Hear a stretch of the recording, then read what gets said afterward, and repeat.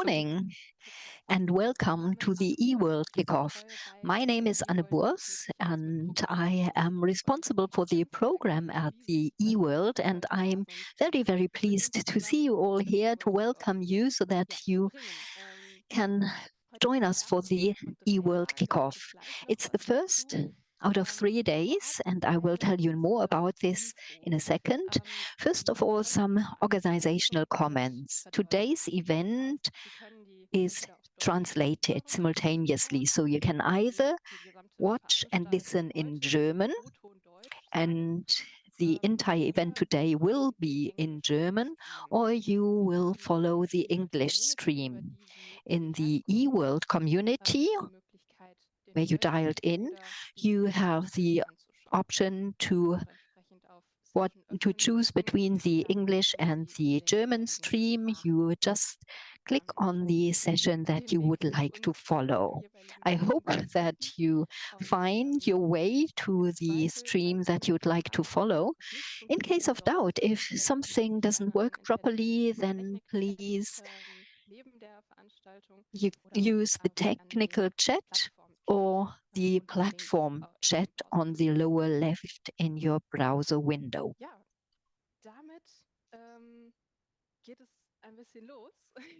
Now we will get started. As I said before, I'm very happy to have you all here. We have more than 250 people joining our event this morning, and this is the biggest online event that we had in the eWorld community so far. And I am really looking forward to this event together with you. The eWorld kickoff is now happening in February, and we are starting into the preparation for the eWorld trade show, which will happen at an unusual date. If you followed us in the past, you know that traditionally the eWorld will happen in February, but this year it's in May again. So if you don't know the dates, please book the 23rd to the 25th of May 2023 for the eWorld. And we will also give you a little teaser for the events and the program during the trade show, during the eWorld 2023.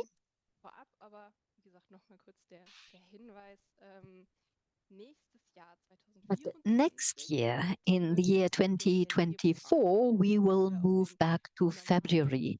So then we are in the normal time frame. It will be between the 20th and the 22nd of February. I hope that we will not have any weather problems, because we have a little curse on the eWorld. It's either carnival chaos or weather chaos, but hopefully next year we'll have neither. This year, again, we have carnival on Thursday. The street carnival will start, and we have beautiful weather here in Essen. And I hope that next year we will have beautiful weather as well then for the eWorld. The eWorld kickoff that we start here is planned for 3 days as the eWorld trade show, and we are happy about our sponsors, Adesso, Shell Energy, and ShareX.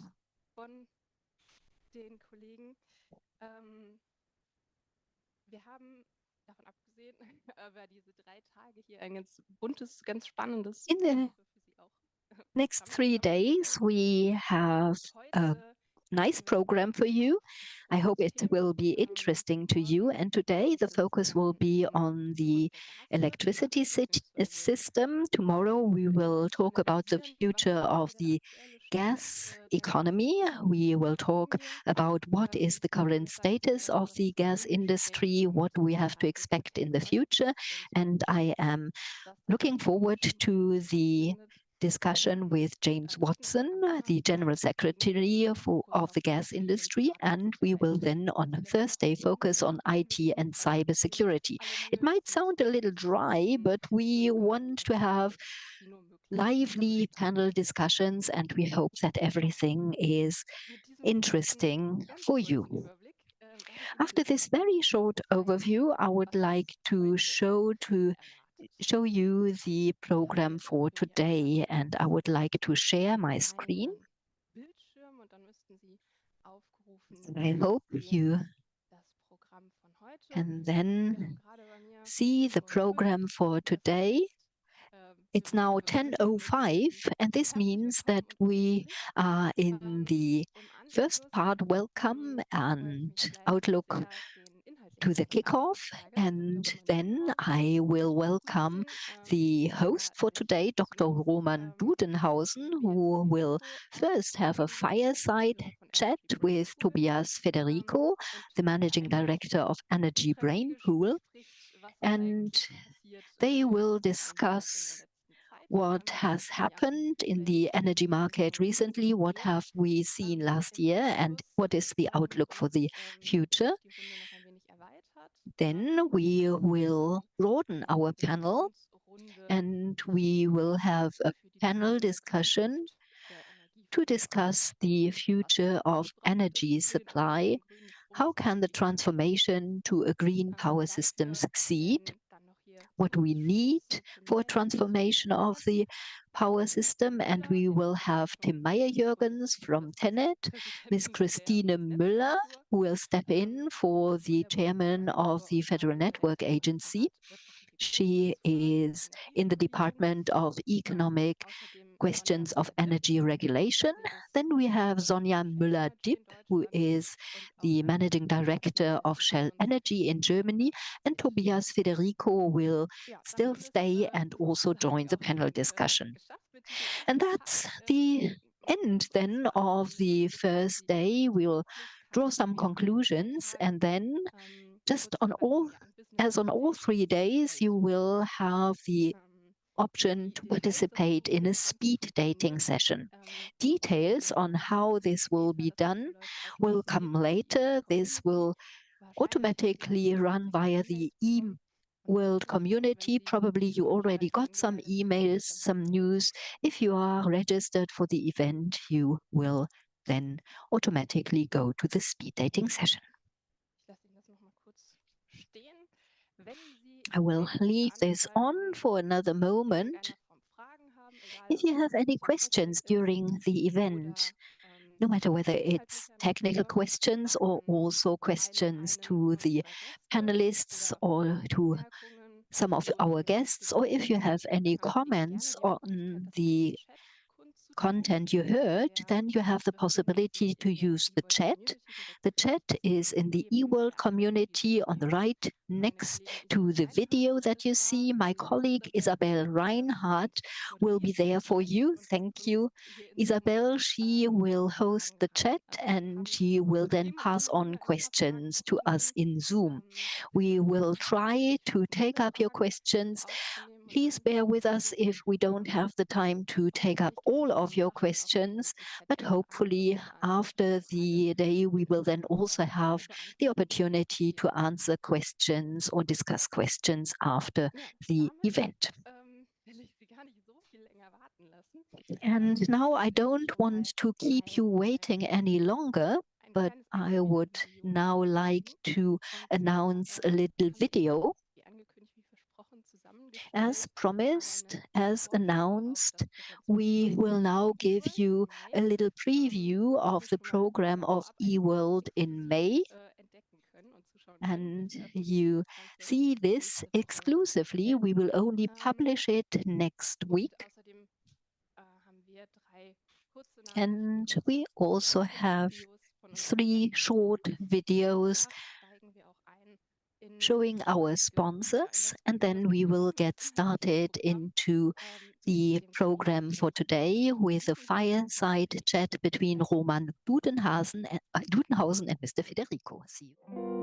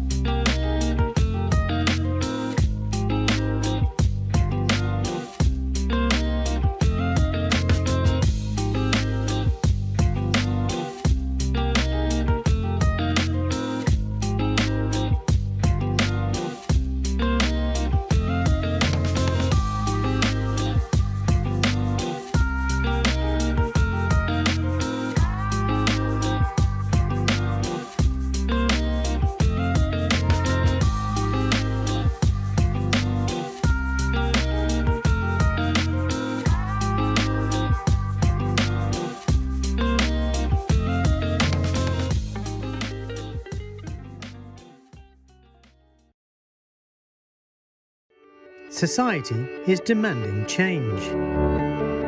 Change to more competitive, reliable, cleaner energy. To meet this demand, the energy market is transitioning to a lower carbon future. Shell Energy, a trusted global supplier, is here to help customers make the transition, offering better ways to power business today for a cleaner tomorrow.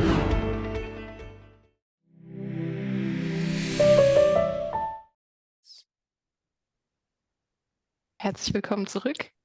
Sie sehen. Welcome back, everybody. As you can see, I'm no longer alone, but have guests here with me. As announced, Dr. Roman Dudenhausen has come to join us. He's a member of the Executive Board of TenneT AG. Hello, Roman. And I will right away pass the floor over to you. But I would like to briefly also introduce the other invited guest here, Tobias, Federico. He is General Manager of Energy Brainpool, and we're all very much looking forward to your talk and exchange now.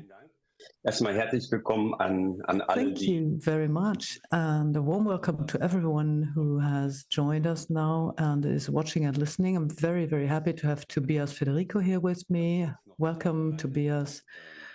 And I would like to briefly introduce myself, Roman Dudenhausen, member of the Executive Board of TenneT AG. I have a PhD in energy economics and have been in this particular field for 15 years now, and I think it's very exciting to be part of what's happening in recent years. And I would now like to briefly give the floor to Tobias so he can introduce himself. Tobias Federico, I'm founder and general manager of Energy Brainpool since April 1998. I've been doing this, and funnily enough, this was the month when the power market was privatized. Berlin-based, and we're very much into the business still. So there's the two of us, and you are a very renowned expert. Together, we have more than 50 years of experience in this market. 2 years ago, if we had discussed future perspectives for the gas and power markets and their pricing, we wouldn't have envisaged what's happening now. And now we are having this talk, this fireside chat without a fireside, without snow outside, but still we are going to have this talk and exchange views and experiences. Maybe you can start by giving us your view in a nutshell. What happened last year? What made prices skyrocket? Why the panic?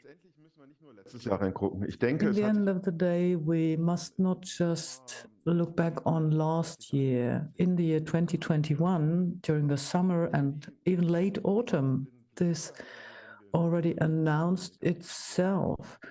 When you were observing the markets and the gas reserves, you saw that the levels were not as high, not just in interaction with what happened in Ukraine. There was some tension at the energy market, at the gas market. The prices went up, and we were a bit worried about the winter of the year 2021 and leading over into the year 22.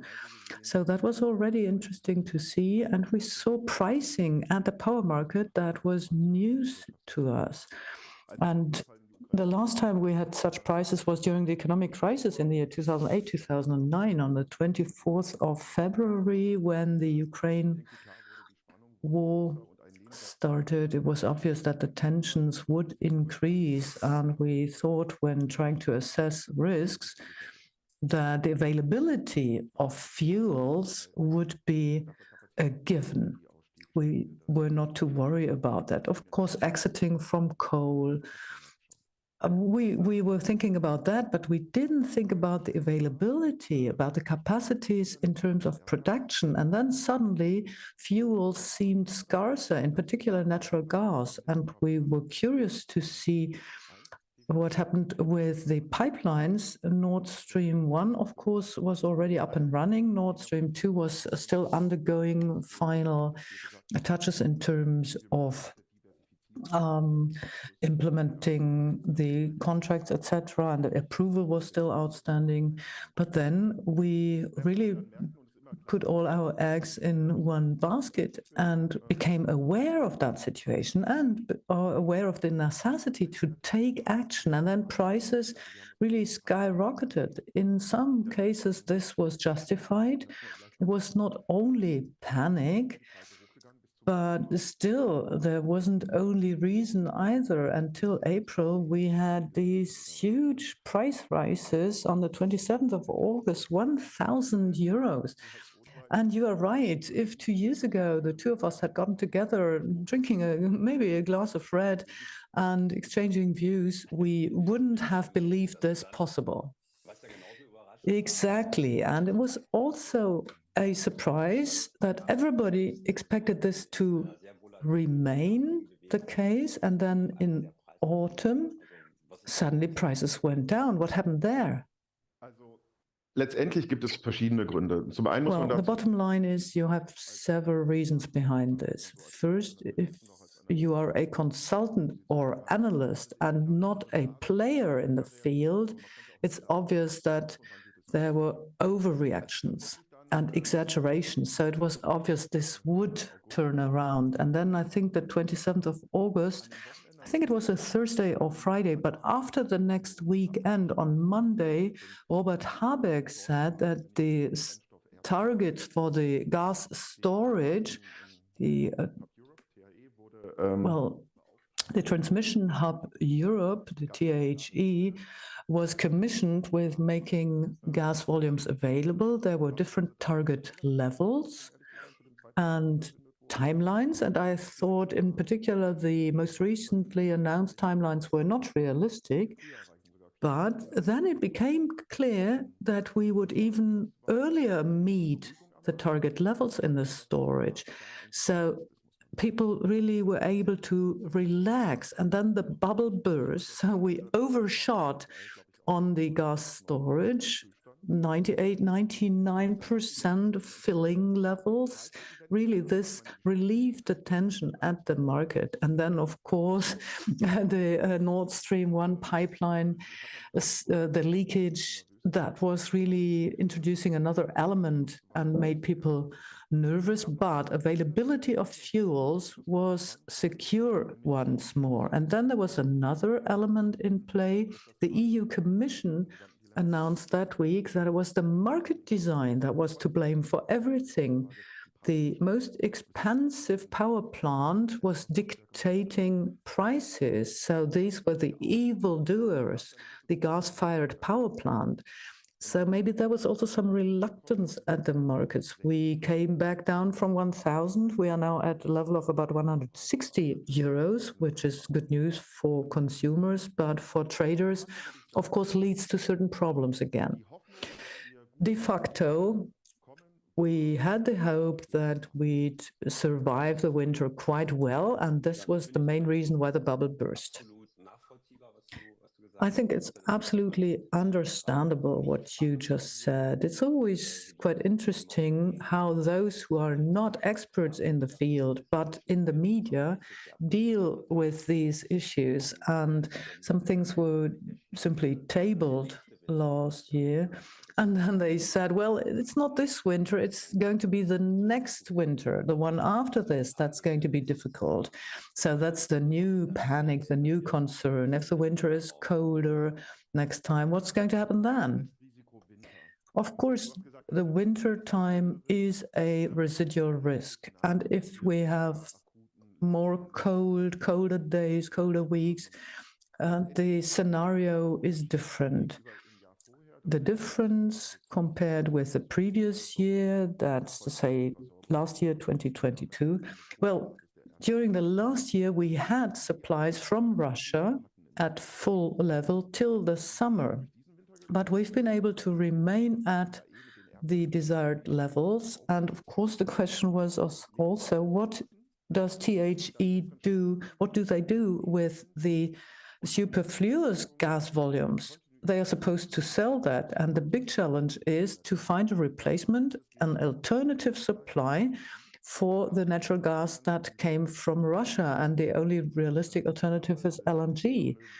And there was, I think, an idea already in the 70s in Germany to have an LNG terminal in Wilhelmshaven. That was Ruhrgas who initiated this way of thinking, but then everybody says, we don't need that kind of terminal. We have our pipelines, we have natural gas. But now, of course, the question remains, can we replace the whole volume by LNG?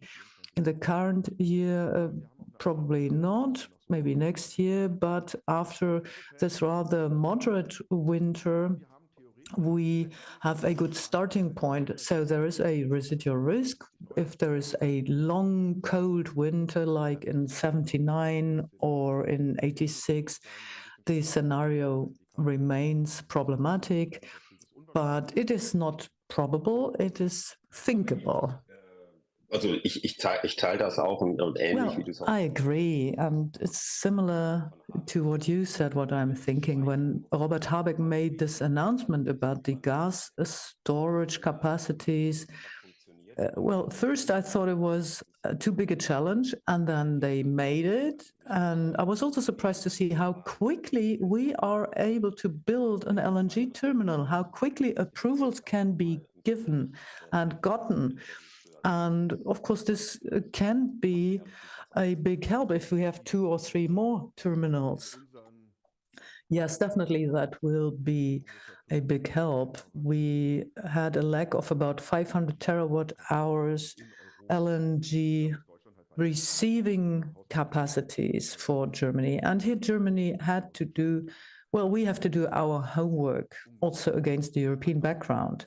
So generally, that's a point, but we cannot completely relax because the energy business is completely different from the pipeline business. We can discuss this maybe again tomorrow, but the energy business is very, very dynamic. There is a global playing field and there is global competition. There may be a wave of cold in Japan, and this will have repercussions for German pricing.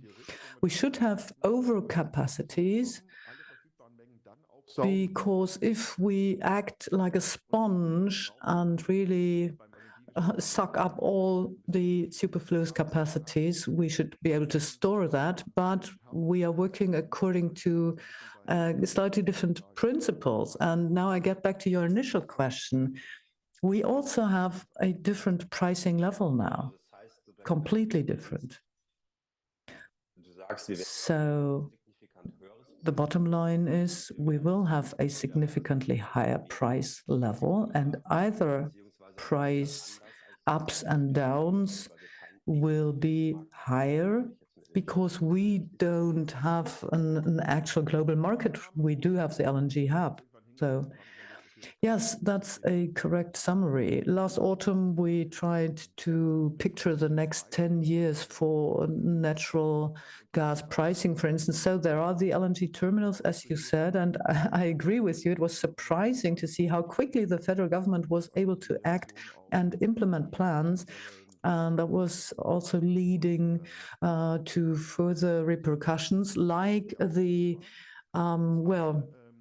in a way, nationalization of Gazprom Germania, which also had its reactions. So in 2 or 3 years, the energy market should consolidate, but there will still be global competition. 40 to 80 euros per megawatt hour gained from thermal natural gas should be realistic. And then we will have overcapacities in terms of liquefying capacities, shipping containers and vessels, and also terminals.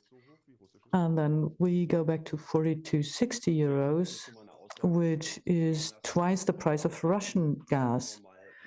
So that's a scenario that we could and should be getting ready for in terms of gas. But now let's talk about power.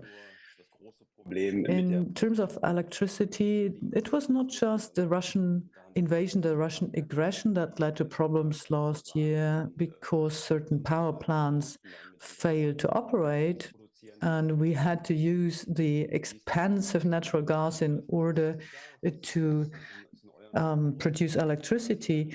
What's your forecast for the near future? Will the same happen again, or will there be other factors looking forward to the middle of the current year, 2023? What happens with the power prices? Wären es in der Reihenfolge erstmal der Erdgas? Well, I think first the natural gas price is going to remain the main driving force. That should be the top priority when you calculate short-term prices. And then there is the CO2 emission certificates and their pricing.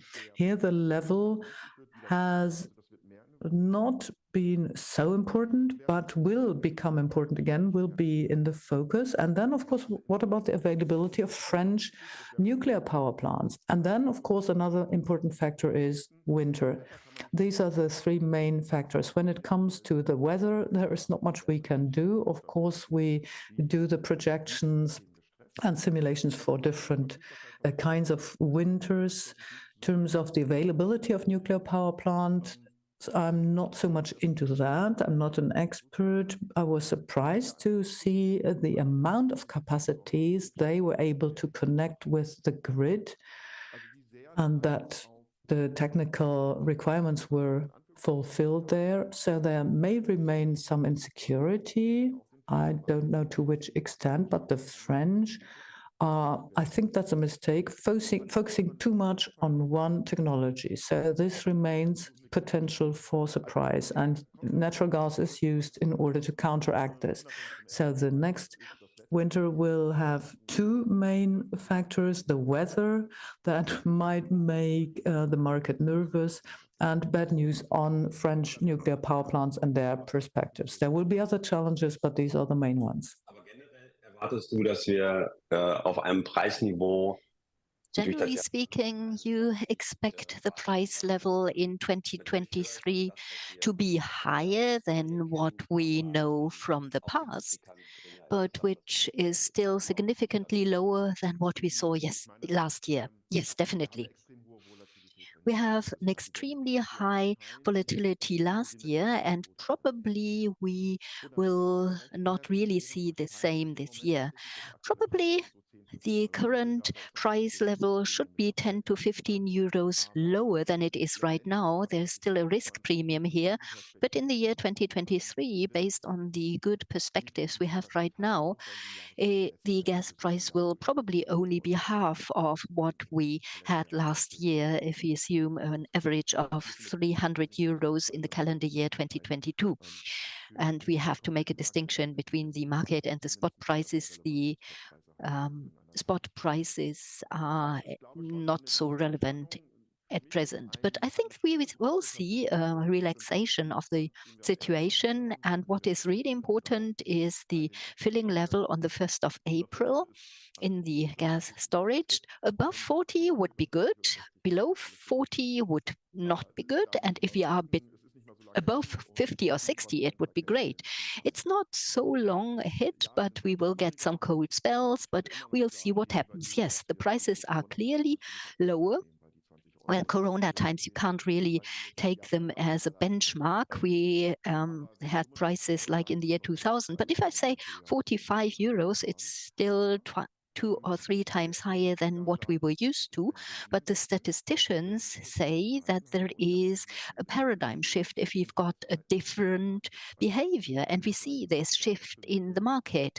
We are comparing things that cannot be compared if we are now talking about a price level which is 3 times higher than formerly, but formerly we had a totally different world. Yes, a good point. Thank you. And now I think we can be slightly optimistic. Let's wait for the weather developments, but I think it is high likely that we've got a good gas filling level. In 2023, we already said, well, we will have to see what will happen. In 2024, then things will relax again because then we'll have more LNG. Let's talk about the next 3 years. What do you expect for 2024, 2023, 2025? What do we expect there? If you calculate our scenarios and also calculate the weather years in the past, then I think we have reached a new normal level, and this will be plus minus 100 euros on average. And we forecast the spot prices, and then we derive the market prices from that. So there is a relaxation, but at a completely different level. But we also anticipated some things that we normally would have later, and this is an increase in volatility. If you talk about averages, then it's quite exciting to see that we hardly see major fluctuations within the year. But if we now take a look at the monthly fluctuations, we have a very strong seasonality, and we are extremely dependent on the weather. Many in the federal government, they say they want to have renewable energies 100% in 2030. Well, this is still our target, and we then have to also talk about the planned market design. But if we take these expansions of renewable energies seriously, in combination with the current market situation and the strong weather dependence that we have due to LNG, then we will have to expect a very strong volatility. And this mid-year volatility, which is not directly have an impact on the futures market, but it will have a psychological impact. So if you have nervous spot markets because we've got a cold spell, then this will also have an effect on what we expect for next year. So what we see this year could also influence next year, but this is not justified. It's not rational. So you can see that we've got a certain correlation. So high volatility on the spot markets, this will increase. We'll also see it on the futures market. But compared to what we saw in 2022, it's rather a calm market situation. So this is a little reassuring, but I would like to come back to the paradigm shift that you mentioned. Well, I also experienced 1998, where we were in a market that was the same for 25 years, and now the market was deregulated.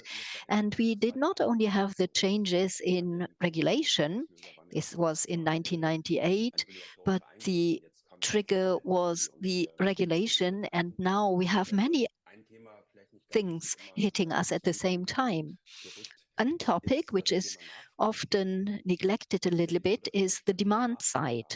It's not that we have a stable demand side. People always say, okay, then we'll shut off 2 or 3 industrial companies, but we are also now seeing a huge electrification, electrical vehicles, and this is not the big topic, but if you see the heat market and if it's electrified as well, and it's a huge market in Germany, then we also have the exciting question, what are we talking about in terms of volumes and effects? Let's now talk about 2030. What will we have to expect on the demand side? I think all the plans that we see here by the federal government are quite conservative. What is your opinion? Don't you expect even higher volumes? Exciting question. But we are often told, you make the forecast, you know what the future will be like. No, I don't.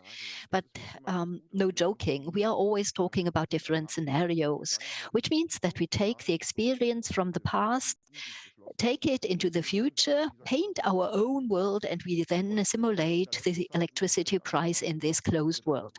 And in recent times, we thought about what the world could look like. And we've got three extreme scenarios.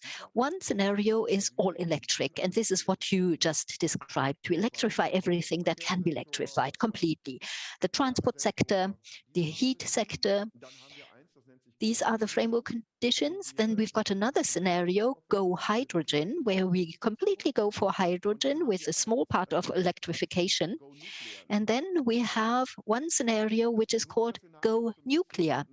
And the go nuclear scenario says we will now see nuclear energy as a green generation capacity. You can discuss about it, but that's what we assume. And then we have carbon capture and storage. And all these scenarios would be climate neutral. This was one of the main premises. And then we took a look at the individual sectors. If you ask me what the future will bring, I think it will be a mixture of everything. Some countries, if I take a look at Poland, for example, will hardly get away from their hard and lignite power plants. They will go for carbon capture and storage. Looking at France, they will bet on nuclear energy, small or large ones, but they will set on nuclear energy. The Norwegians go for all electric. And what we Germans do, well, this will be a mixture, I think, between hydrogen and electrification. And we have to be careful about the balance that we strike here. And I cannot tell you this will be the figure and we will go from 600 terawatt hours demand of electricity to more than 1,000 or 1,500. But depending on the scenario, we are talking about an additional demand of 400 to 500 terawatt hours, especially in the electrified scenario. You can discuss whether it's right or wrong, but the demand for electricity has a completely different character. And this is important to say. You mentioned this. Compared to 25 years ago, when I started simulating electricity markets, we had a world where the demand was a fixed state. It was a date, and this depended on the temperature, the season, the time of in the day, and it was not price sensitive.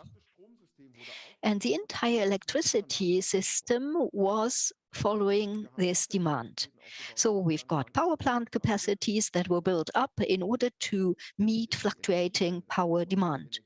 The energy transition and the energy system of the future is the mixture between a given demand and a flexible demand, as we call it. The flexible demand is also price sensitive. How big this will be is part of the model. We'll have to wait and see. But if you talk about e-mobility, it will not be the case that you just plug in your car and that's it. And then you wait until the car is full. Some talk about bi-directional charging. You've got a huge battery storage. I don't think that the dimension will be too big, but we have a certain controllability of the system that we, at least for some hours or days, we can have a price sensitivity. The heat sector should not be underestimated. The dimension is very big. If we talk about the go hydrogen approach, we assume that the natural gas for heating will be replaced by hydrogen. I don't know whether it goes until the last mile. This is a different discussion, but we'll have different technologies, heat pumps, and they are temperature controlled. Temperature is very important here. This is a given. But you also have the building volume as a storage capacity to a small extent, but it's possible. And this is a new energy system where we do not have generation following demand, but we also follow the price signals in the market and thus have a certain flexibility. Yes, there will be a certain dynamics. For the e-mobility, I think it will not be so big an influence. We will have also a mix. We'll have fuel cell cars, also internal combustion engines, and they are not bad. It's the fuel that we use for this. And if we have synthetic fuels, we can still use internal combustion engines, no matter what the EU scenarios say. I do not, and the same is true for aircraft. I can't see an electric jumbo flying in the air. But the dimension of the flexible demand is much different from what we know from the past. Well, there are three topics which we perhaps have to look into again. First of all, you mentioned hydrogen, but hydrogen has to be produced somewhere. Is hydrogen not more or less the same as electricity?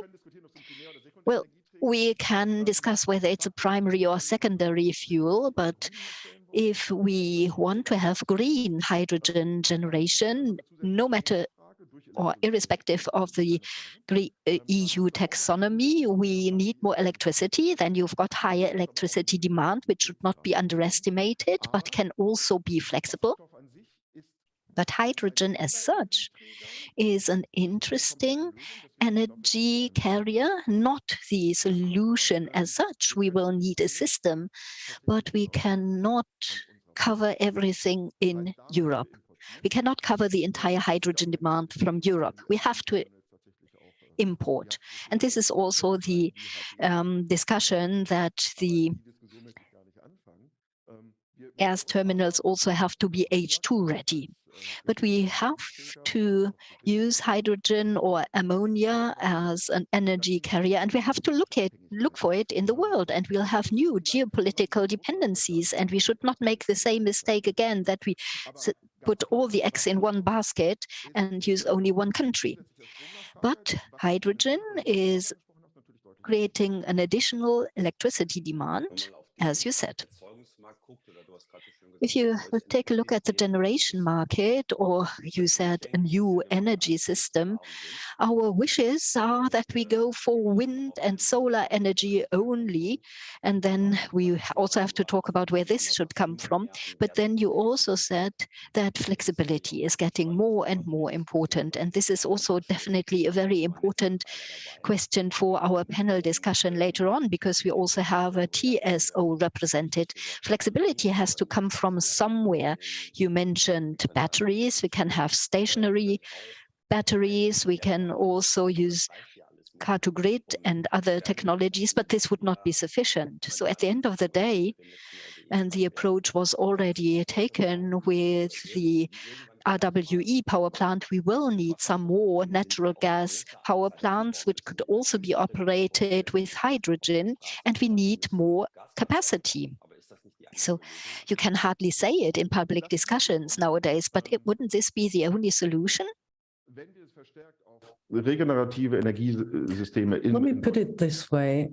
If Central Europe focuses on this, then we have renewable energies in the spotlight, wind, solar power, and not every renewable energy source is available all the time. So we need a backup solution. So we don't have to discuss what kind of energy system we need. We have to be flexible. We have flexible loads. We need storage capacities. We have some battery storage capacity, but a certain part of our energy system will remain conventional power plant technology. And I have to be a nitpicker here, but you mentioned gas-fired power plants, and the expert in thermodynamics would say, yes, that's exactly what happens when you propel an aircraft, because it's gas firing, really. It's open gas turbines,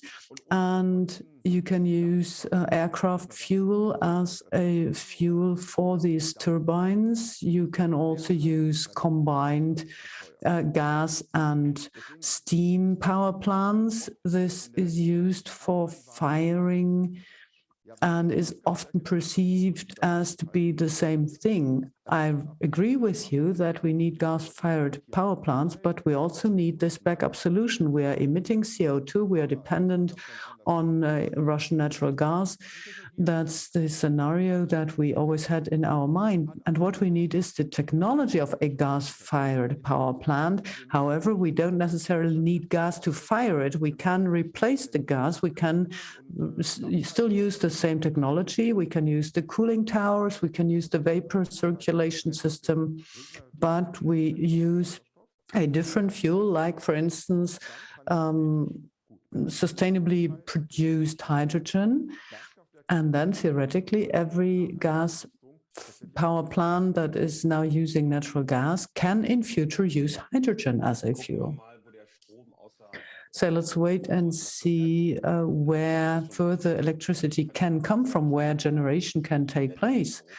You said that European countries are in very different positions, not just nowadays. They will also in future remain to differ about their focus. You mentioned Poland and France as examples. Look at the German situation. Of course, it's good to generate as much energy or power sustainably, to have renewable energies. But that's not just true for Germany, that's true for the whole European Union. And you mentioned also our being dependent. So we will remain to have this mix. We will have carbon capture and storage. We will have coal-fired power plants or gas-fired power plants. Where is all the energy supposed to come from? Where are our partners? Do we have future partners which are more reliable, not as crazy, should we say, than as those in the past? Well, let's look at meeting additional demand in terms of electricity and how we can handle this. We are not just doing this at the national level, I should add. We are also doing this at the international global level. And we, of course, expect a huge increase in the portfolio of renewable energies, wind power, offshore and onshore, and of course, photovoltaic systems as well, which is onshore then. So we will have a strong increase in installed capacities, maybe 4 times of what we have now. If we have an additional 400 gigawatts of renewable energies, most people will feel dizzy because the energy has to be put somewhere and it's very volatile. The next point in the discussion is, what if we have only 900 full hours for usage and the electrolyzers need 3,000 to 4,000? Well, if you have full usage hours for wind and offshore, then this can be covered, but we will have to go through a transition period. We cannot switch overnight and become 100% renewable. And there are important trigger points, and some of them are also the prices of the CO2 emission certificates.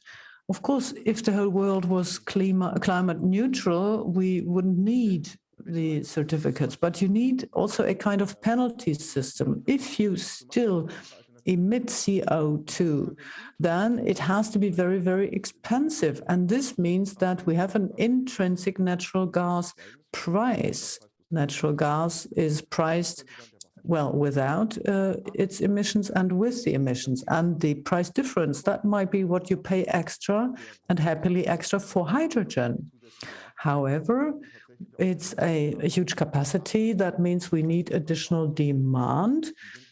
And this demand has to be met, but it is a flexible demand. Therefore, the system has to be more flexible. The new energy system has to be like a new world.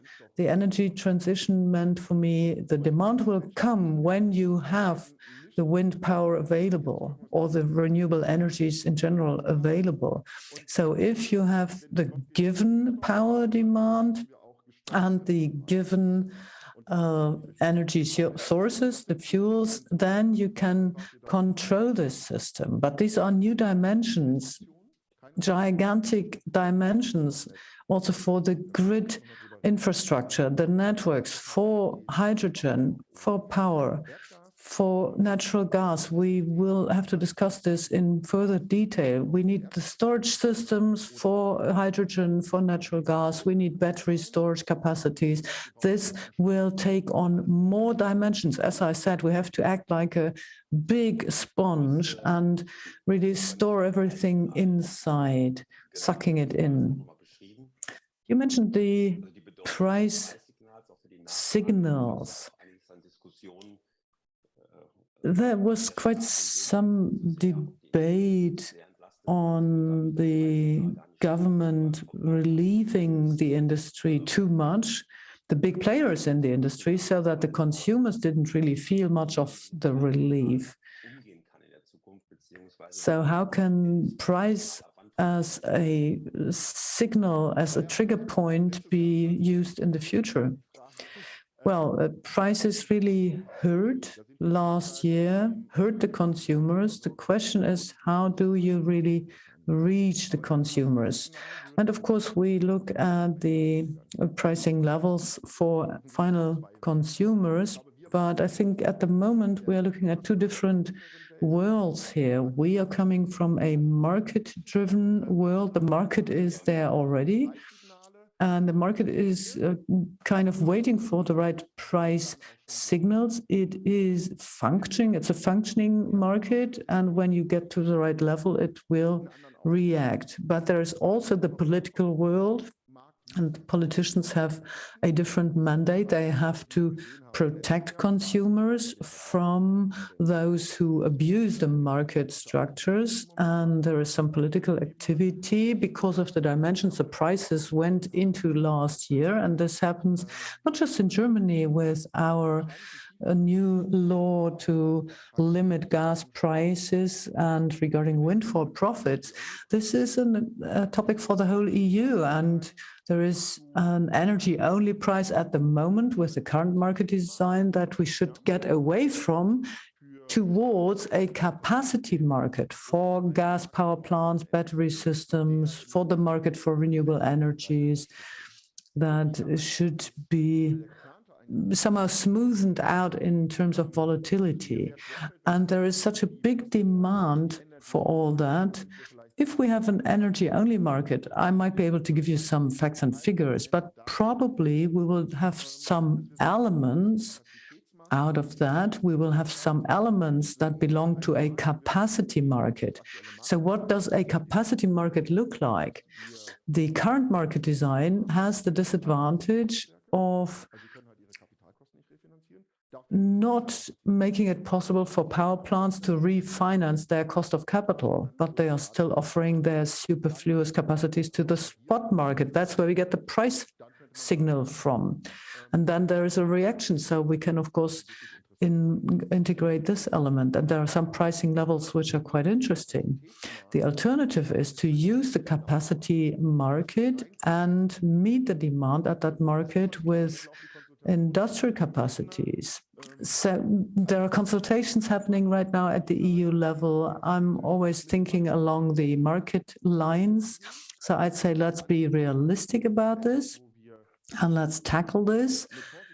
But we have to be cautious when it comes to the future in 10 years' time, how much of a market will be left for us, in particular when it comes to electricity.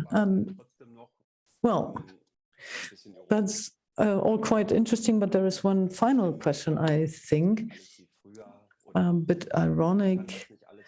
We have those who are very nostalgic. They would like to have everything back as it was. Is this possible? No, we have this paradigm shift, and there is a new world. Even if Russia starts to supply us with natural gas, but there are these challenges. We have to meet them, and we have a new price regime.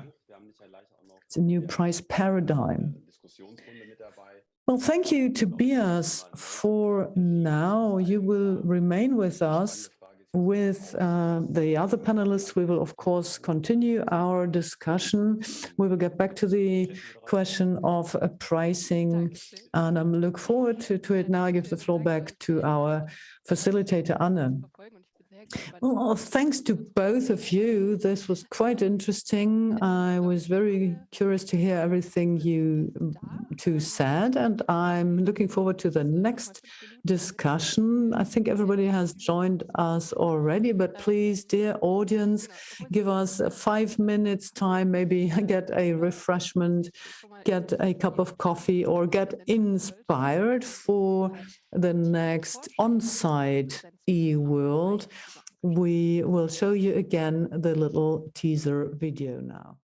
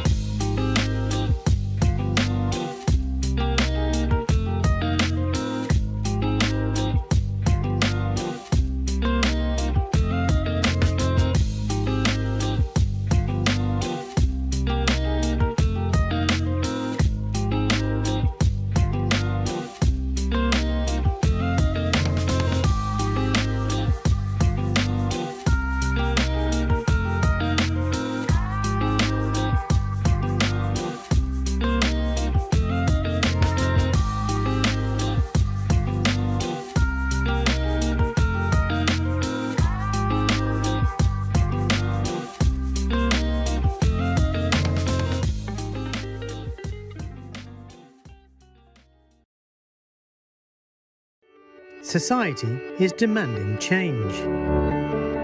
Change to more competitive, reliable, cleaner energy. To meet this demand, the energy market is transitioning to a lower carbon future. Shell Energy, a trusted global supplier, is here to help customers make the transition.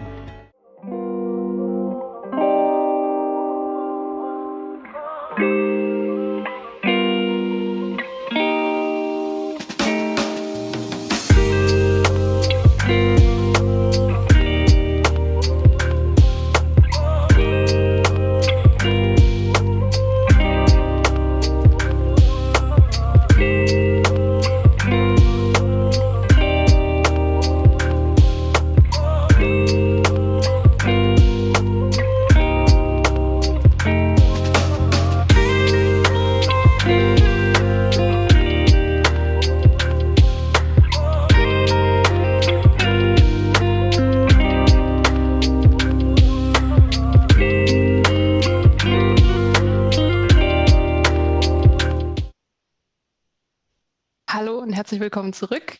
Wie Hello angekündigt, and welcome back.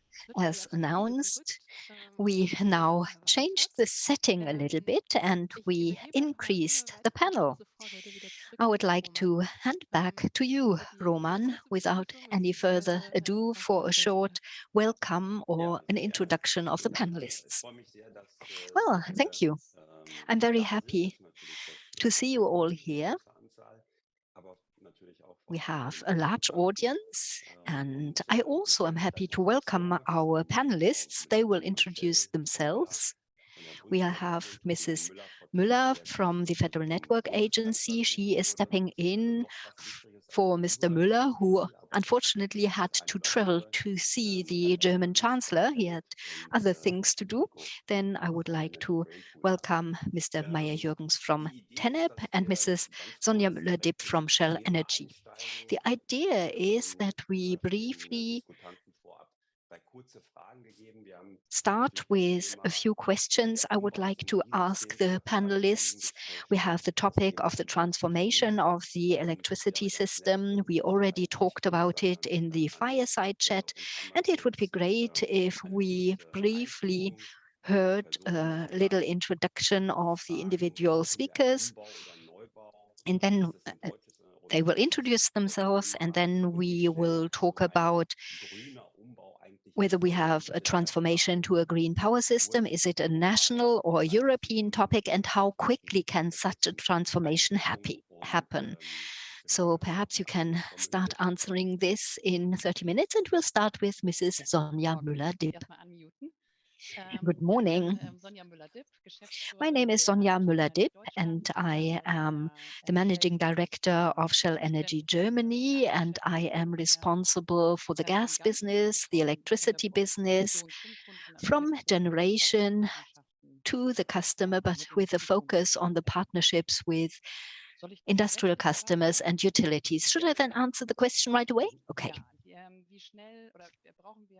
So do we need a new market design, or do we have to reshape the market design, specifically based on what happened last year? Well, we saw that in spite of probably the largest crisis we have seen, the attack on the Ukraine and the sanctions, the market participants still managed to secure the supply, of course also supported by the customers and the market. So it did work, but nevertheless, we've got the dilemma of changed energy costs, the transition to renewable energies, and the problem of the security of supply. So we need to accelerate, and we have to focus more on renewable energies and accelerate the move to renewable energies. The question, is this a European or a German topic? Well, basically, the European markets are European. The markets are European. It's an integrated topic. So we can not only see this from the German side, and this is true for all the energy carriers, gas, electricity. We have got our electrolyzer project in the Netherlands, which will definitely also be used to supply energy to Germany. But production in Germany is also important. The same is true for electricity. We've got wind parks in the Netherlands, which also supply electricity to Germany, but still we also have a focus on expanding the portfolio in Germany. How fast can this transformation happen? That's a good question. Of course, we all want to do it as quickly as possible. The Shell Group wants to make sure that by 2050 we are a net zero company, and Germany wants to achieve this by 2045. And we as Shell Germany also try to support this, but nevertheless, I think it's obvious to all the market participants that it's a marathon, not a sprint. We will try to be as fast as possible, but we also need stamina in order to make this marathon. Okay, thank you. Mrs. Müller, please. Thank you very much, Mr. Dudenhausen. Let me introduce myself. My name is Christine Müller, and I am working in the Department for General Economic Topics. Our president had to travel to the Federal Chancellor and apologizes that he cannot be here. So let's start with the questions. First of all, redesign or a new market. Well, I can really subscribe to what the previous speaker said. The necessity of the redesign was already obvious before the war started and the energy crisis made two things clear to the public. First of all, we have to gain speed, and the redesign is not only necessary for climate reasons, but also for reasons of securing supply. And the market prices also showed us how scarce energy is and how important it is not to rely only on one supplier, and that the Russian gas needs to be replaced, coupled with the decarbonization goals, makes it necessary not only to think about gas as an energy carrier, we also have to go for electrification and diversification. We have to replace pipeline gas with LNG, and we also have to go for hydrogen. What is important here are stable and predictable framework conditions, giving the right incentives and also providing a cross-sector approach for a new energy design. Is this a German or a European topic? Of course, it's not a purely German topic, but the European internal electricity market is a reality and secures our wealth, and volatile prices and the loads are linked here, and we have a number of lines to our neighbors which need to be strengthened in order to meet the challenges of the future. How fast can we be with the transformation to a green power system? Well, it's obvious that we need the transformation and we need it fast. And here political framework decisions and efficient processes are required. And this then also is true for many approval processes. And here too much double work is required. People are prepared to make investments. They also want to change the approval processes, but we also need skilled workers to implement these plans. Okay, thank you, Mr. Meyerjürgens. Good morning. My name is Tim Meyerjürgens, and at TenneT I am responsible for the operational business, both in Germany and in the Netherlands. So I'm responsible for grid expansion and maintenance of our lines. Now, after the two speakers, it's difficult to have some new perspectives, so let me briefly focus on the grids more. And I would like to answer your questions. First of all, I would like to follow what Mrs. Müller-Dib said in the beginning. It's a redesign. It's not a completely new market design, because we still have one of the safest energy systems worldwide in Europe and specifically in Germany. And this is something that became clear in the times of crisis. But we also saw enormous price fluctuations and burdens to the consumer. But basically, we had a safe supply and we could provide energy at all times. Is this a European or a German issue? For the transmission lines, it has always been a European topic. We are very much interconnected in Europe, and we also have good cooperation between the different TSOs. But against the background of the redesign, European cooperation will gain importance, because we've got an energy system based on volatile energies, and the grid will be the backbone of the energy system, making it possible to balance off certain volatile energy carriers. And this means we need a good network in Germany in order to link different weather systems, but also different energy carriers. Hydropower in the Scandinavian countries, a lot of sun and wind in Central Europe. So European interconnection will play an ever larger role. And how fast can this transformation happen?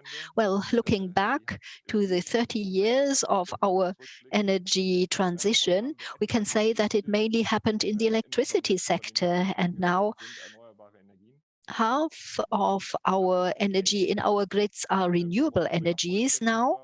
So we made it half, but we want to be 100% renewable. So we have to move here. Then we also need to increase supply because we've got a higher demand. So perhaps we only achieve a third of what we need in the future, but we will probably even less because we'll have more and more electrification happening.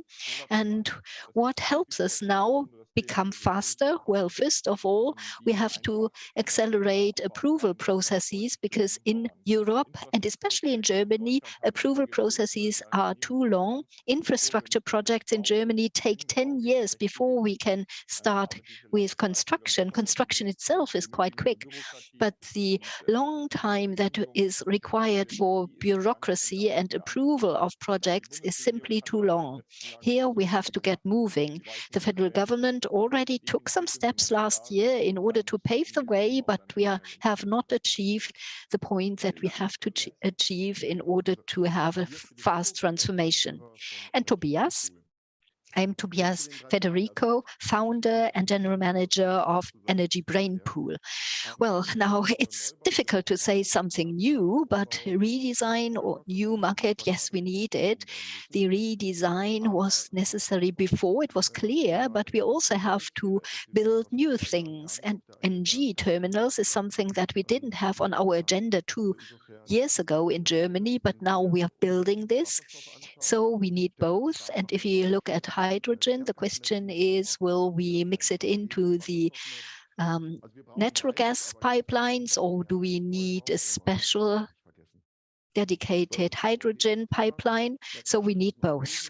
German or European issue? Yes, of course, it's a European issue. We've got the European transmission grids, but the national states also can influence things by setting the right framework conditions. So we do not have to wait for Europe to take decisions. We can also take national decisions.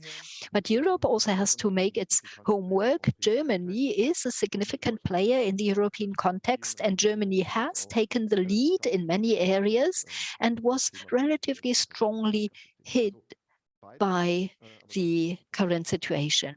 So both, but Germany should take the lead. And how fast should the transformation be?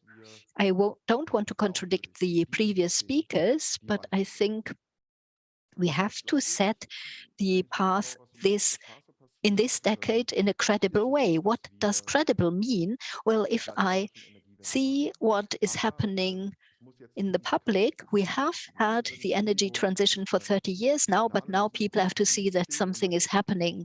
We need approval processes. We need to go for green energy. So in the next decade, we can go for implementation and become really green in our energy sector. But it needs to be credible. This is an important aspect. Im Kamingespräch sind wir von der großen, weiten Welt. Thank you very much. When we had the Fireside chat, we started globally and came back to Germany in the end. Maybe we can do it the other way around now. You said the future will be more volatile. We will have a massive increase in the solar and wind power portfolio, green energies. And then there is an issue of flexibility. I think this is an interesting question, not just for the market in general, but for every one of you and whom you represent. So it would be interesting to hear how the getting ready is really looking. The government has mentioned the target for 2030, 80%. How is your organization or corporation getting ready? How do you meet the challenges? For Shell, for instance, how can you find your new role that you want to play in this green market? What about the Federal Network Agency? How can you offer flexibility in terms of consumers' rights and, of course, grid operators' rights and duties? And Tim Meyerjürgens, what you said earlier is something I completely agree with. We have different forecasts, we have different levels of stability. How can we handle that? And Tobias, what does all this mean for the world of prices? Maybe we can just run through the panel in the same order as before.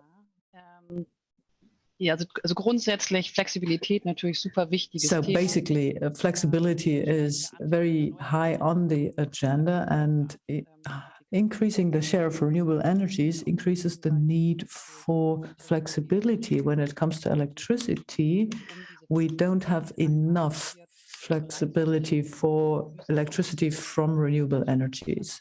So investors have to be able to rely on financial support, injections of funds. This means that the electricity price will be more or less depend on other fuels like hydrogen, for instance. The cost-efficient approach in order to secure availabilities of fuels is contrasted by the problem at the political level that you cannot really rely on neither prices nor investment or other support programs. So stability is needed at the generation side of the market because of the need to have reliability for the demand side. Flexibility means an additional stream of income, but what is absolutely necessary is that you are flexible enough to react to price signals. This must not be controlled simply by the grid operator. Only then flexibility can be translated into the real-life market, and the end consumers have to be able to benefit from that. That's what Shell is mainly looking into at the moment. Well, maybe I can tie on to what Sonja Müller-Dib said. From our perspective, you have to make a distinction here. Is flexibility happening at the market level or at the grid level? That is the big distinction that we find important. And then you have to go to the lower levels and look at the details. When you discuss the market level, of course, what's important for us is the secure availability, and the monitoring plays an important part here. Also, when you look at what is additionally needed, what do we have to add when we do the redesign? And what will be there in terms of additional power plants, gas power plants or hydrogen-fired power plants, what will be available? That's a question of the market level. And then, of course, there's a second point I'm making, and where I also tie on to Sonja, price signals, scarcity signals. The past markets have shown us that energy is a scarce good, and that means that the necessary investments have to be made to secure availability of energies in the mid-term. And here the market signals, the price signals have to be right so that investors will make the funds available. That is not just blindly taking action, but providing an organizational framework that is reliable and provides a certain security for investors as well. When you look at the network and grid side, there is, of course, a multidimensional system we are looking at here. And this is also about the right to interfere, the right to control. And here the legal regulations and requirements play a big part when it comes to how to organize flexibility and make it efficient. We always emphasize the point that market-driven business models cannot be or should not be incentivized via regulatory systems. You have to make a distinction between the market level, where the market players have a business model and make offers to all those along the value chain, and separately the network side of things, which is under the supervision of the regulatory government agency. Well, I think we could go on and on and on discussing this. When you look at the redesign of the market, we have to look at the volatility of the fuels. We have to compensate for that. That's where we need the flexibility. On the intraday side, where we have a lot of new options with this system, but also flexibility is needed when it comes to long-term and seasonal effects. The low times in the darkest season, we will need the hydrogen-fired power plants.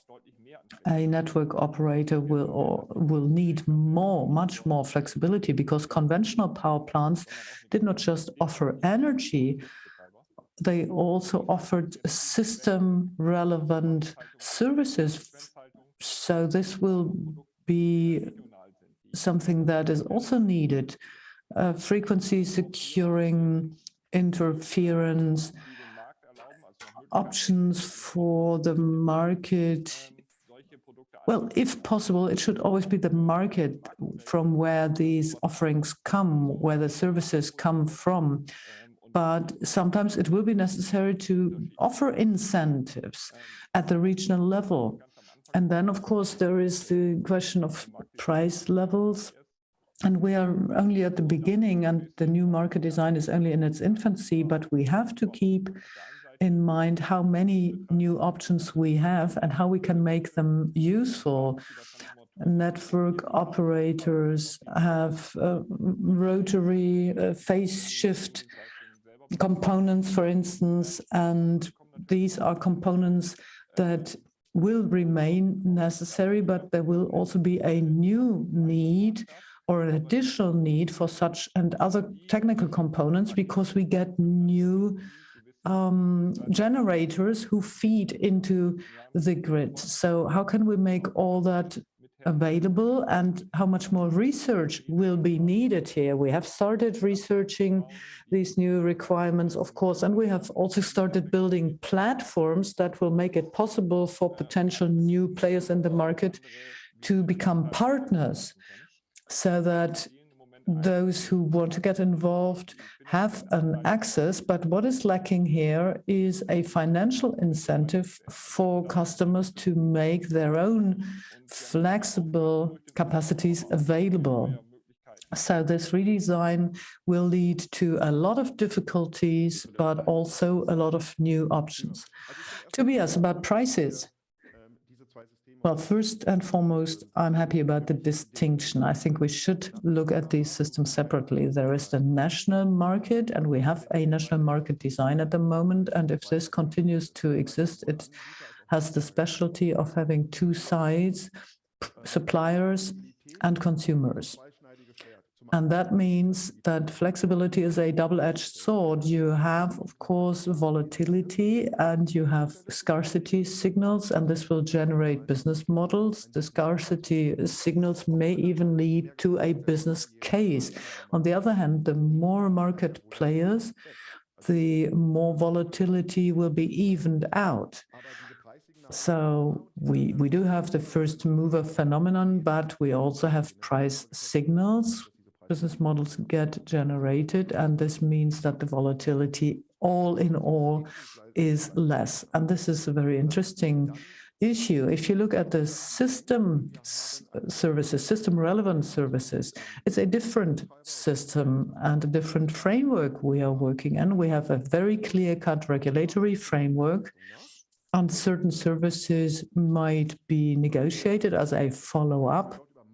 But usually this is a public invitation to tender. This is a one-sided market. Usually it's a tender process, and there is competition when you look at large-scale battery storage, at primary regulatory services. Where is the direct relation with the technology? This has changed over time because we now have different and additional suppliers in the market. The more suppliers you have, the more service providers you have for system-relevant services, the more pressure will be on prices. But of course, you can look at this at the regional level. You can build, for instance, two two-sided markets at the regional level in order to offer these services also regionally? And is this justified in terms of the suppliers and their rights and requirements?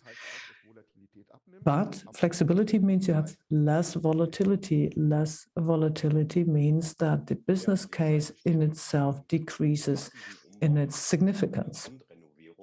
So this is really not just a redesign, it's a complete knockdown and rebuilding, or at least complete and total refurbishment. Markets are acting differently. And of course, the government is also acting differently now because of the crisis. Certain private corporations were taken over by the government, by the state, and the state is now interfering, and this has also had positive effects. We did not freeze to death during the last winter.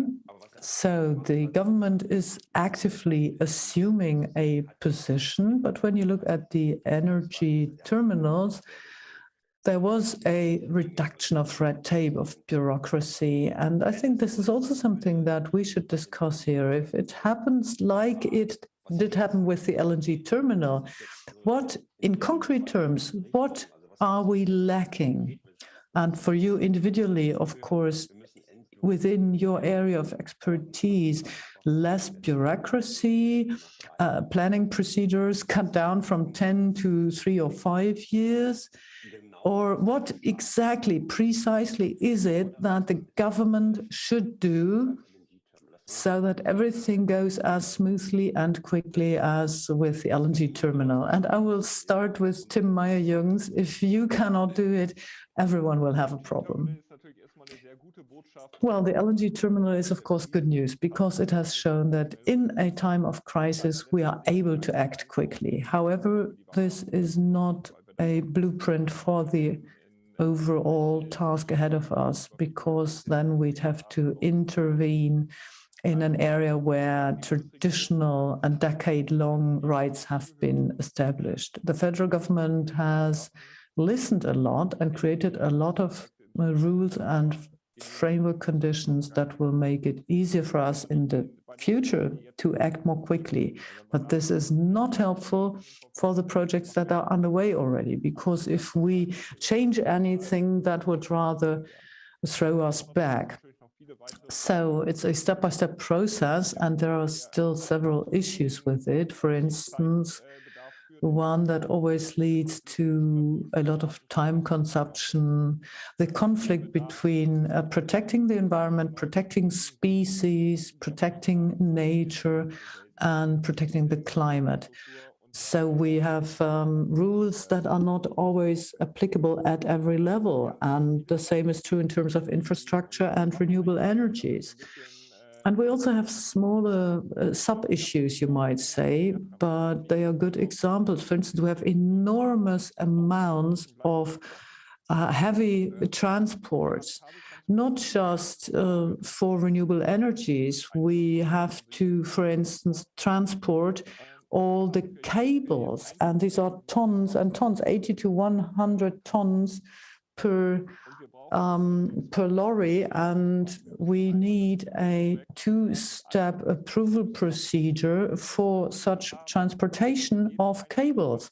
And every approval, every form that we fill in and submit, it takes such a long time and a lot of energy. It is really nothing that can be handled like a badge, and this is met with scarce resources. Of course, getting the approval for heavy load transportation is no rocket science, but there are the bottlenecks, and there are not enough resources all the time. And we have the infrastructure program for Deutsche Bahn, for the railway, for the Autobahn, for the highways, for enlarging the portfolio for renewable energy. So it's all happening at the same time, and we need the resources. And if we cannot simplify these approval procedures and, for instance, reduce from 2 to 1 step, if we cannot systematically make this easier, then it will simply be too much to handle. Although I think there is still a lot of potential for doing this in order to become more quickly. Ms. Müller-Dib, I think there are some more examples in concrete terms that I can give you on the supply side as well as on the consumer side. Not just us, but also others look into that, but we do it very, very closely. We look into wind power and tenders that are meant to be implemented in the year 2030. So we have a lot of run-up time, and I would like to show you how we can improve. We have the TS8, which is already operating at its limit. We have results from the preliminary analysis for approval procedures, and this preliminary part of the approval procedure can already eat up 1.5 years.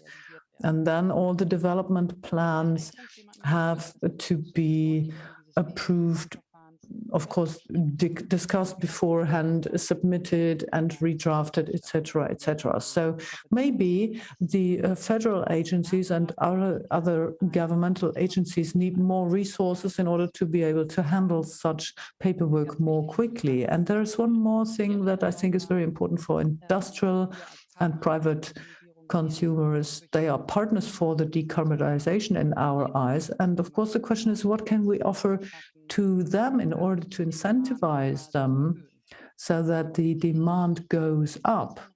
Politicians should offer investment incentives, not just on the supply side, but also on the demand side, at the consumer side. And here the regulators could go concretely into the procedures that the Federal Network Agency have provided according to Section 14 for controllable components like private storage capacities, charging infrastructure. And all this is supposed to simplify connection to the power grid without, of course, risking a downtime.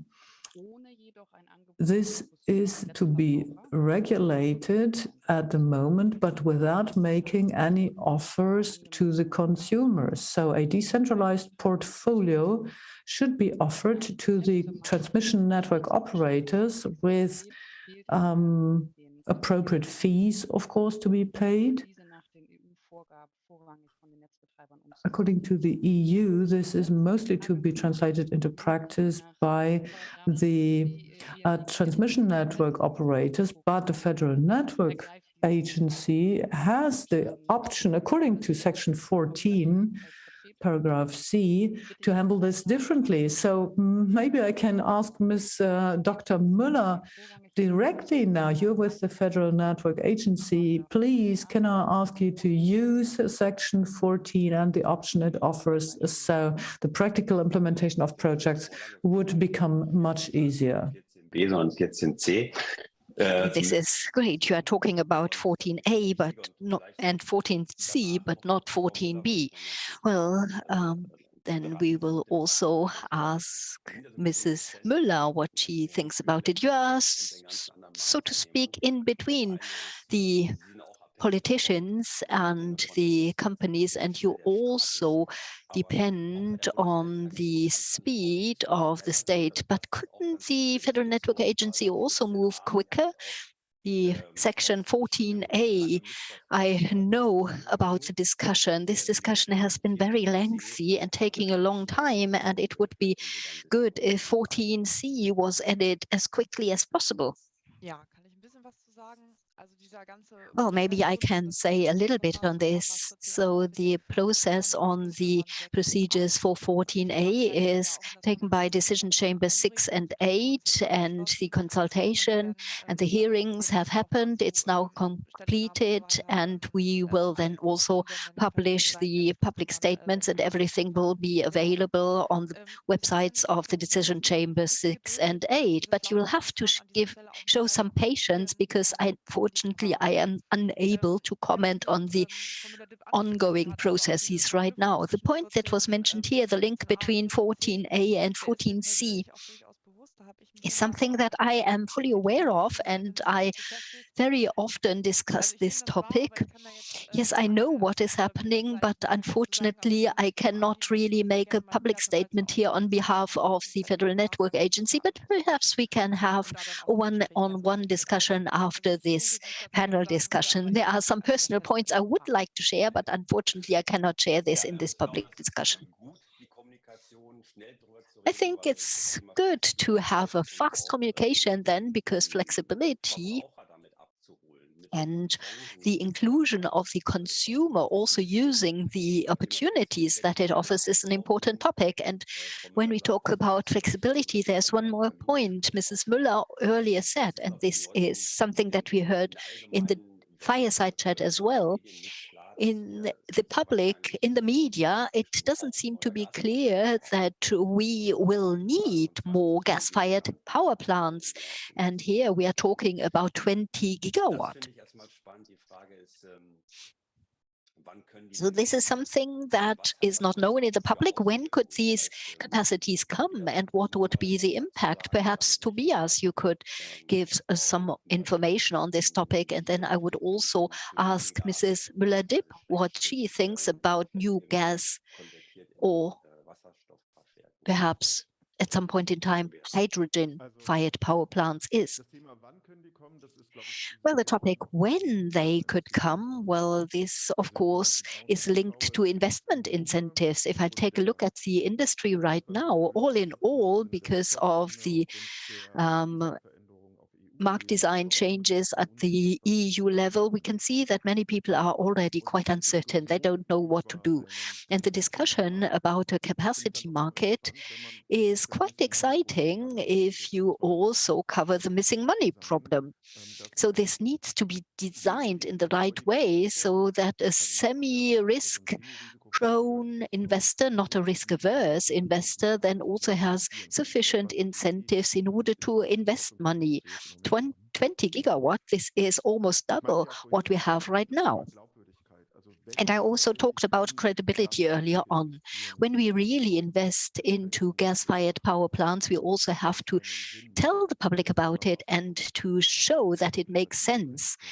The volatility of renewable energies, but also participation is important, because sometimes we gain the impression that at the end of the day, there is the opinion, well, it isn't a benefit for me if it happens. This is what we have to explain. But backup capacities, of course, are required. This is obvious. We reduce the risk of the weather, and then we would not have a problem even if there's no wind, no sunshine, and no rain. We can bridge this if we've got the necessary balancing capacities. Well, we very often talk about capacities, capacity markets, and regarding the prices for the end consumers, this is done on a kilowatt-hour basis. And here the discussion about the capacities and new capacities is not taken up as a price signal, but this is something that we should rethink, at least in the mid-run. Mrs. Müller-Dib? Well, I was still thinking about your question. Gas-fired power plants, what is our position? Well, this is a general question. What is our position on gas? And we still see gas as an important energy supply for the same reasons. Gas is now offering the required flexibility that we do not see in any of the other energy carriers. Of course, we want to move to the green fuel, hydrogen, but this needs some lead time. This is not in the next 1, 2, 3 years, but perhaps 1 to 3 decades. So gas is a very important energy carrier, especially in Germany, in order to provide the necessary flexibility. And many of the points that were mentioned before, regulation support, so that we can have more hydrogen projects, renewable energy projects are important in order to then reach our goals by 2045 or earlier, if possible.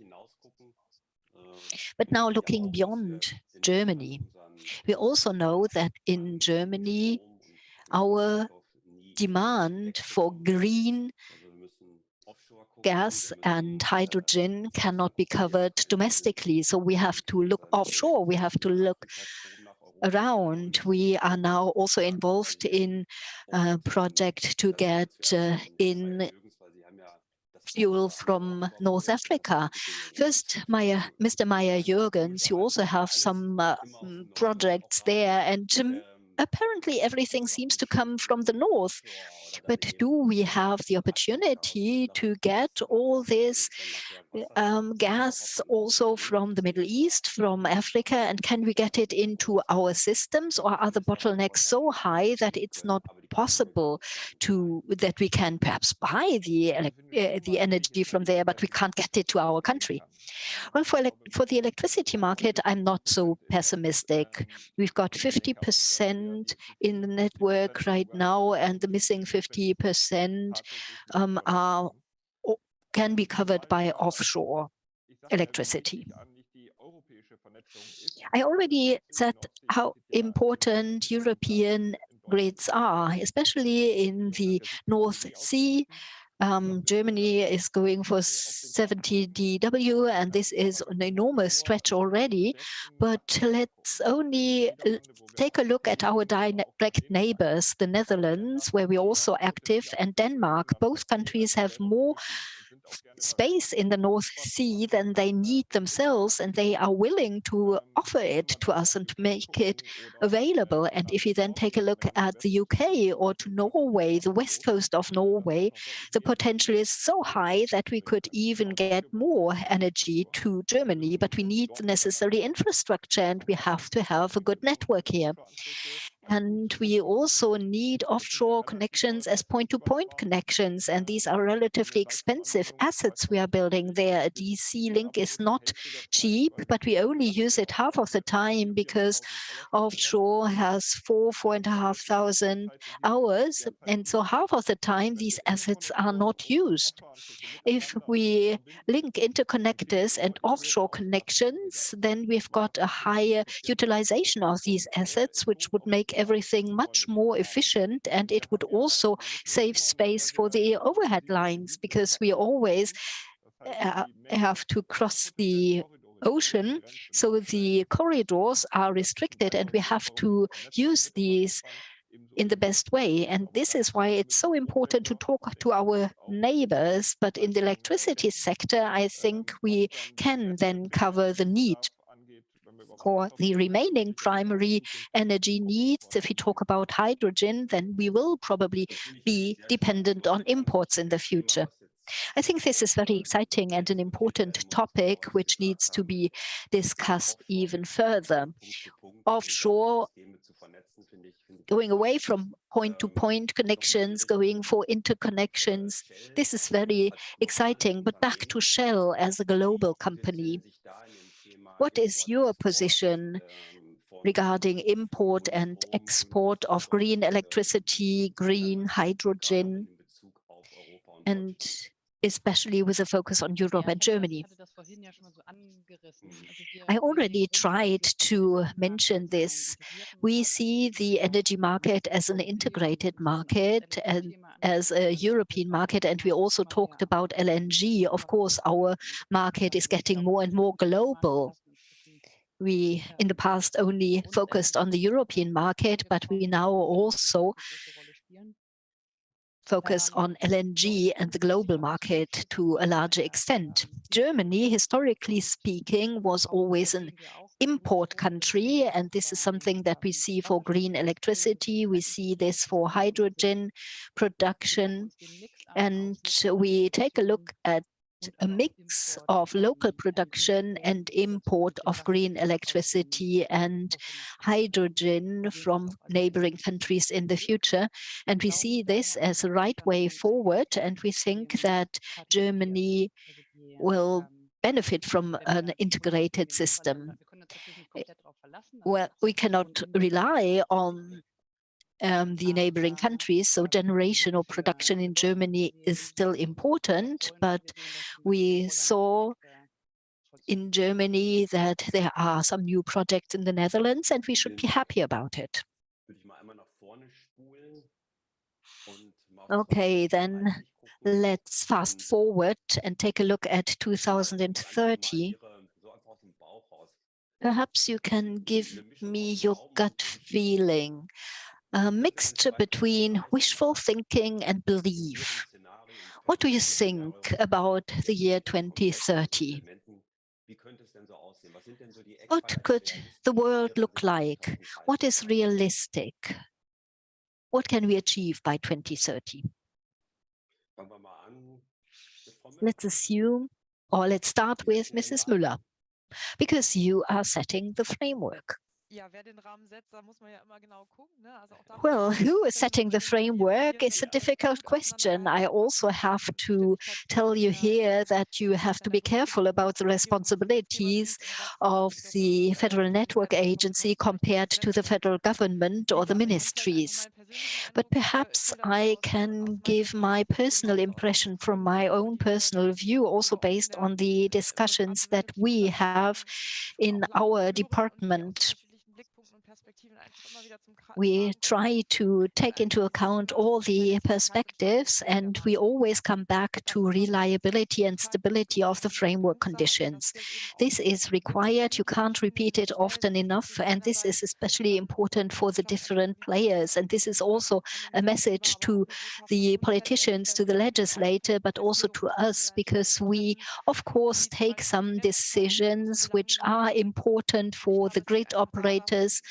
And it's important to now get into calmer waters again after the hectic times, so that investors start investing again, that they do not shy away from investments, that the financial means that are available are used at the right points. So if you ask me, this is what it's about.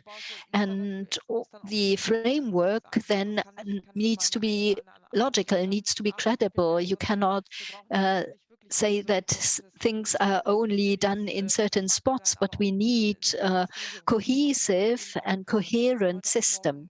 And we should not change the framework conditions too often and too fast.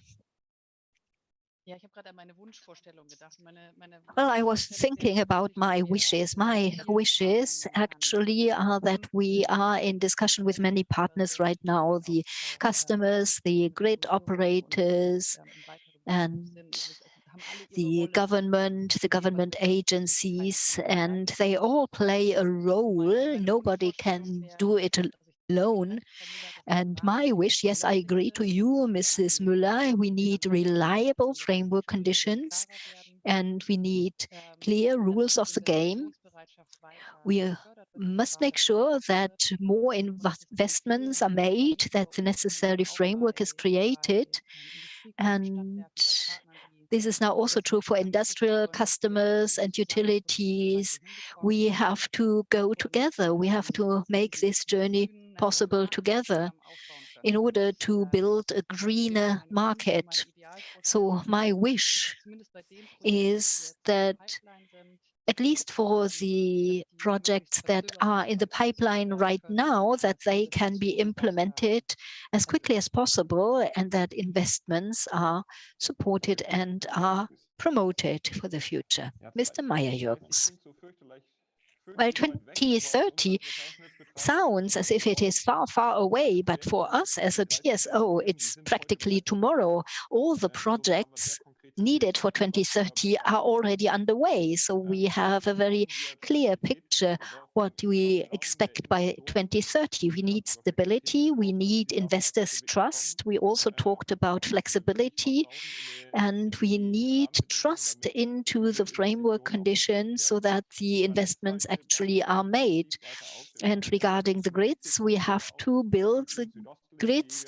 We have the DC-DC corridors, that we want to put in operation in 2030 offshore. We also saw the integration between Denmark, Netherlands, Belgium, and Germany, and we want to implement 65 gigawatt, and we as TenneT want to provide 2/3 of this. And this shows the enormous task that is ahead of us. And there is one topic which we have not discussed yet, and these are the supply chains, the resources which are necessary for this. This will be an enormous challenge for all of us.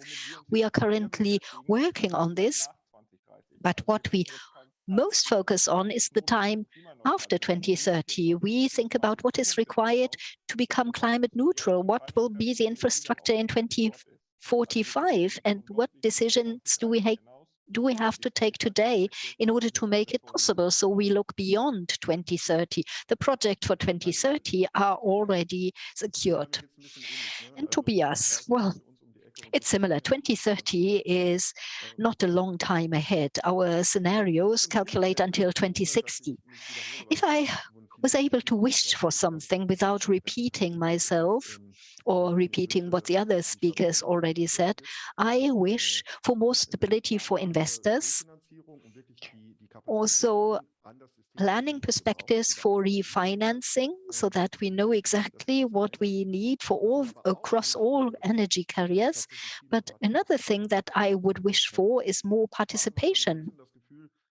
In some phases, we have the impression, if I talk to industrial customers, for example, that they rather feel as victims and not so much as designers. They will just get a price from their energy provider and they can't really act, but they also want to go for a green world and they take this seriously. And here I think it's required to take this into account much more, also in the price signals, in the customer products, also in the legal framework conditions. So more participation and stability in the system, and retrospective taking away of the windfall profits is something that is not good for the investors.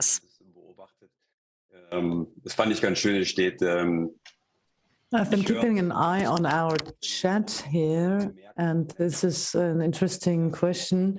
I hear a lot about new market design, new grids, new networks, but can we have 80% renewable energies in 2030? Is this actually realistic? Because as you just said, this is it feels like tomorrow and not even the day after tomorrow. Who would like to take this one first? I would. Well, I would be proud to say yes, if. And the if is, of course, that we need skilled labor. Do we have sufficient people who are able to, for instance, screw and bolt photovoltaic systems to roofs? So what about the grid operator? Can we do it? I have to say, last year has seen a lot of changes, also in politics. The federal government has set the points for us to be able to do it. Whether it's 80% or 75 or 83 in the year 2030, it's not relevant. It's important that we now get on track and do this at the right speeds and do it sustainably so that the big targets can be met, and we need the right infrastructure in place in 2040 so that in 2045 we will be CO2 neutral, and the right decisions have to be made and upheld. Generally speaking, it's a question for politicians, but looking to our neighbors, we discussed the neighboring markets. The Dutch are already showing us how you can do it in terms of capacities and flexibilities. We don't have that kind of portfolio. We don't have that kind of flexibility, but we can learn from them. I agree with the previous speaker. We need a simplification and standardization of certain conditions for grid access, but we also need availability of cost-effective measuring and metering systems so that smart meters can be in place. We need a strong infrastructure, otherwise we will not get there. Ja, ich denke schon, dass wir davor Herausforderungen Well, myself, I think this is a big challenge, but I also think that what is needed has already been initiated by the regulators, by the government and beyond. We need stable framework conditions for this to go up and run, because we're dealing with an infrastructure with very long life cycles, and we have to keep that in mind. Generally, I'm an optimist, and I think our agency is optimistic, so I think we are on the right track here. Well, I haven't heard of optimistic government agencies earlier, so that's great to hear. I share your optimism. I think it's great that we all feel this optimism, and I would like to thank you all for your contributions to this panel. We have, right on time, met the right point where this panel is supposed to end, and if the energy transition is also right on time, we can all be happy. Back to Anne Buers. Well, excellent. Thank you. I can only thank everybody. Excellent time management and a very interesting discussion. I hope our audience has felt the same. Thanks to all our invited guests for being here and sharing the discussion, contributing to the discussion. Thank you, Roman, for being our facilitator here and our host for the panel.